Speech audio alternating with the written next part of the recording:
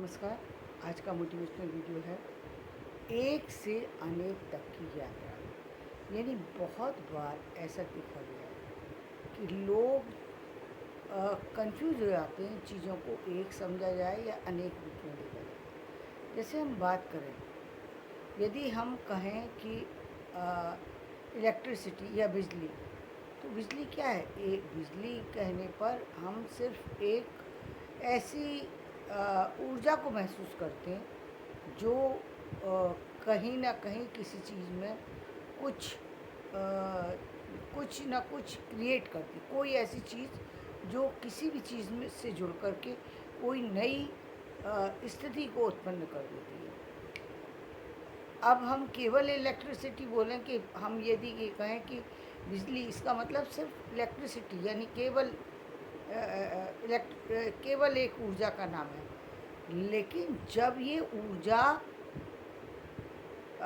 अलग अलग चीज़ों में चली जाती है, तब ये ऊर्जा का नाम बिजली के नाम से नहीं पहचाना जाता, तब उस वस्तु के नाम से उस ऊर्जा को पहचाना जाता है। कैसे? जैसे हमने कहा कि कूलर। अब कूलर का मतलब ये कूलर के अंदर ये ऊर्जा तो है इलेक्ट्रिसिटी की, लेकिन हम उसको इलेक्ट्रिसिटी नाम नहीं दे रहे हैं। भाई कूलर किससे चल रहा है? बिना ऊर्जा से तो चल नहीं सकता है। इलेक्ट्रिसिटी की ऊर्जा है, बिना ऊर्जा के वो चलेगा नहीं। लेकिन वो ऊर्जा जो है वो कैसी ऊर्जा है? जो कि वो एक इलेक्ट्रिसिटी है, लेकिन वहाँ पर जो ऊर्जा काम कर रही है वो ऊर्जा ठंडी होकर के काम कर रही है। हम ये नहीं कह सकते कि इलेक्ट्रिसिटी के अंदर केवल तापमान होता है। तापमान तो होता है, लेकिन तापमान ठंडा होता है या गर्म? इसमें हम यहाँ भी दो चीज़ों में बट गया। यानी यहाँ पर ठंडा तापमान की बात हो रही है, ठंडी ऊर्जा की बात हो रही है, कोल्ड ऊर्जा की बात हो रही है। और ठीक इसके विपरीत हम हीटर में कहें तो वहाँ पर हीट उत्पन्न होती है, तो वहाँ पर जो है वो ऊष्मा मिल रही है। यानी ऊर्जा तो है, लेकिन ऊष्म ऊर्जा है, गर्म ऊर्जा है, हॉट ऊर्जा है। तो वो जो ऊर्जा है वो वो ऊर्जा अलग तरह की हो गई। वहाँ हम उसको हीटर नाम देंगे, वहाँ पर अभी हम इलेक्ट्रिसिटी नहीं कह सकते। ये हम कहें इलेक्ट्रिसिटी या ये बिजली है, ये नहीं कह सकते। यदि ये ट्यूबलाइट के अंदर चली गई तो ऊर्जा तो है, लेकिन हम इसको ट्यूबलाइट बोल रहे हैं। हम इसको अब हम इसको कूलर भी नहीं कह रहे, हम इसको फ्रिज भी नहीं कह रहे, अब हम इसको इलेक्ट्रिसिटी नहीं कह रहे हैं, हम इसको ट्यूबलाइट कह रहे हैं। ये ऊर्जा जब बल्ब के अंदर चली जाती है तो हम उसको बल्ब ही बोलते हैं। हम उसको ये नहीं कह सकते ये ट्यूबलाइट है, क्योंकि वो ये बल्ब के अंदर समा गई है। इसके अलावा भी जिस भी चीज़ के अंदर ये जाती है, फ्रिज के अंदर जाती है, तो वहाँ पर कूलिंग इतनी अधिक है कि उसको हम फ्रिज कहते हैं। यानी फ्रिज जो किसी भी चीज़ को जमा दे। अब फ्रिज के अंदर भी देखिए तो अलग अलग चीज़ें, कहीं वो जमा रहा है, कहीं वो चीज़ों को सिर्फ कूलिंग दे रहा है, यानी केवल ठंडा कर रहा है, कई चीज़ों को केवल फ्रेश बना रहा है। तो सारी ऊर्जा काम कर रही है, लेकिन अलग अलग ढंग से काम कर रही है। एक तरफ आइस बन रही है और एक तरफ केवल फ्रेशनेस बनी हुई है और एक तरफ कूलिंग हो रही है। तो तीन ऊर्जाएं वहाँ भी काम कर रही हैं, लेकिन तीनों अलग तरह से काम कर रही हैं। वहाँ भी हम उसको इलेक्ट्रिसिटी नहीं बोल सकते, नाम क्या देते हैं? फ्रिज।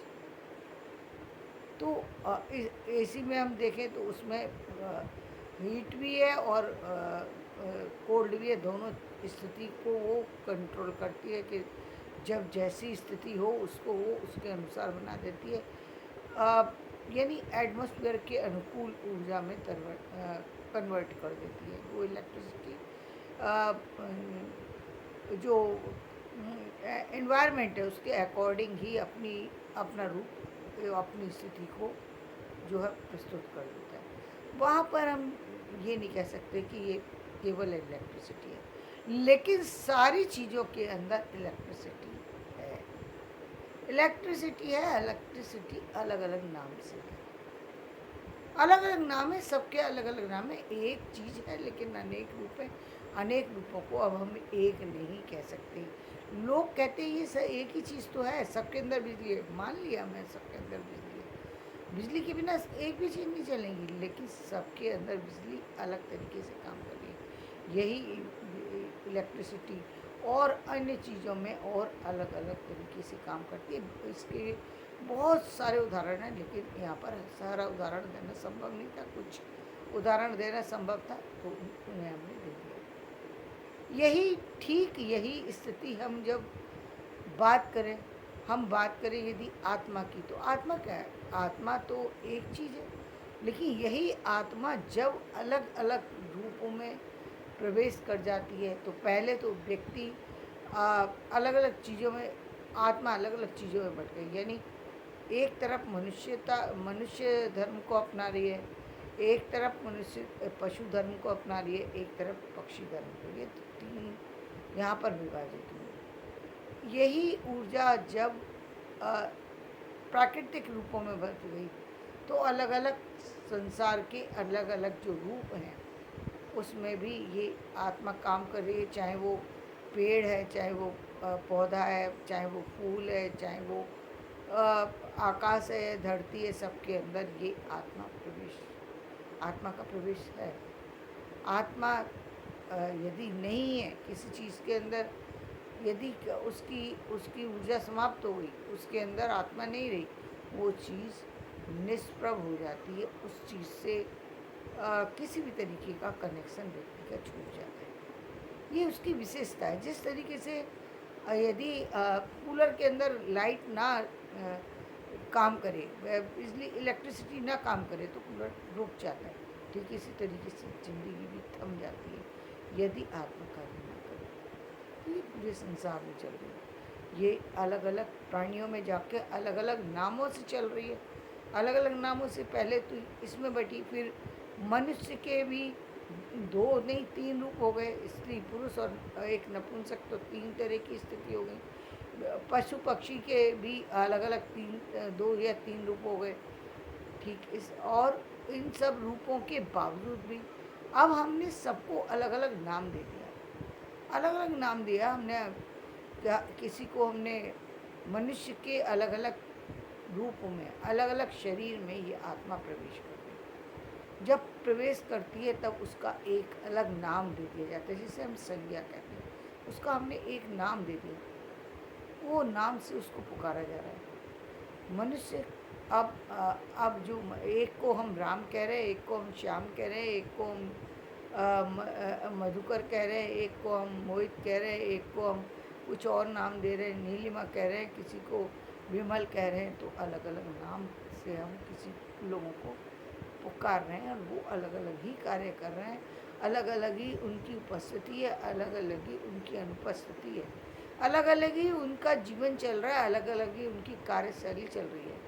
क्यों कार्यशैली अलग अलग चल रही है? कार्यशैली सबकी एक जैसी चलनी चाहिए, एक ही जैसे होने से नहीं, एक जैसी नहीं चलनी चाहिए।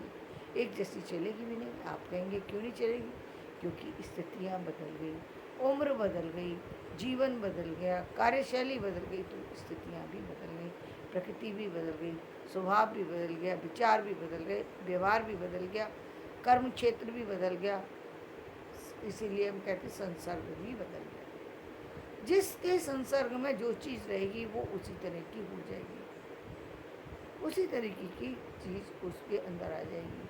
सुगंध के बीच में रह कर के व्यक्ति सुगंध को ही महसूस करेगा।